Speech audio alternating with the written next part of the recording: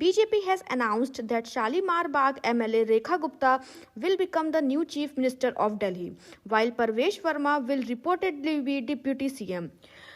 मनोज तिवारी के बारे में सबको लग रहा था कि वो इस बार के सीएम बन सकते हैं, लेकिन बीजेपी ने अनाउंस कर दिया कि दिल्ली की न्यू सीएम होंगी Rekha Gupta. Hello guys, welcome back to my channel. BJP ने दिल्ली सीएम अनाउंस कर दिया है। कौन है रेखा गुप्ता और इनके सामने क्या क्या चैलेंजेस आने वाले हैं, हम इस वीडियो में जानेंगे। लेक्चर को स्टार्ट करने से पहले आप चैनल को सब्सक्राइब कर लीजिए ताकि आपको ऐसी वीडियोस मिलती रहें। So let's start the lecture. Rekha Gupta जो है वो 4th विमेन सीएम है। इसके पहले 3 सीएम हो चुकी थी विमेन, ठीक है, ये 4th है।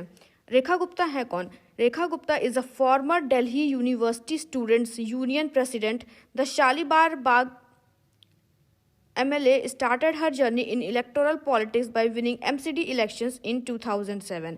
ये फर्स्ट टाइम MLA हैं जो कि वुमेन सीएम बनेंगी।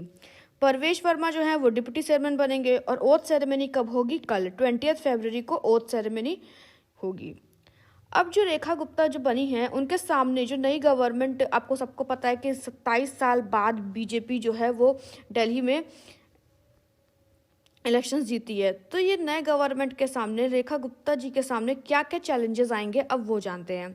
बीजेपी ने कुछ प्रॉमिसेस किए थे अपने कैंपेनिंग में, अब वो प्रॉमिसेस क्या थे वो सब देखते हैं। बीजेपी ने प्रॉमिस किया था to disburse ₹2500 for eligible women beneficiaries by 8 मार्च।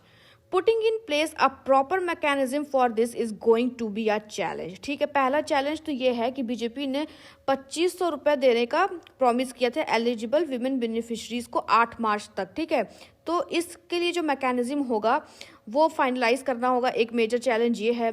दूसरा है quick implementation of Ayushman Bharat scheme. Ayushman Bharat scheme जो है, ठीक है, हेल्थ केयर से रिलेटेड, आप गवर्नमेंट जब थी तो उन्होंने इस स्कीम को अडॉप्ट नहीं किया था, लेकिन अब इसका भी इम्प्लीमेंटेशन कराना होगा, ये भी एक चैलेंज है। तीसरा है अ क्लीन यमुना। बीजेपी ने अपनी कैंपेनिंग में बोला था कि वो क्लीन यमुना जो है वो यमुना को क्लीन करने के लिए इनिशिएटिव्स लाएंगे और यमुना उतना क्लीन नज़र आएगा जितना कि कांग्रेस और आप नहीं कर पाई, तो एक ये भी चैलेंज है। चौथा चैलेंज है फाइनेंस को लेकर।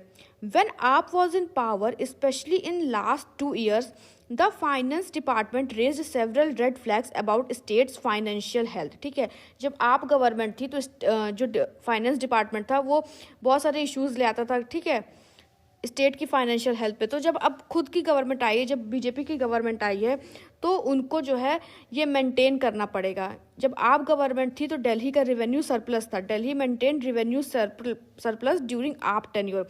रेवेन्यू सरप्लस मतलब कि उसको बोरोइंग करने की ज़रूरत नहीं है, ठीक है, जितना रेवेन्यू उसको मिल रहा है, ठीक है, उतना ही वो उसमें काम चला ले रहा है। ठीक है, रेवेन्यू डेफिसिट कब होता है? जब हमारा खर्चा ज़्यादा होता है हमारी अर्निंग से।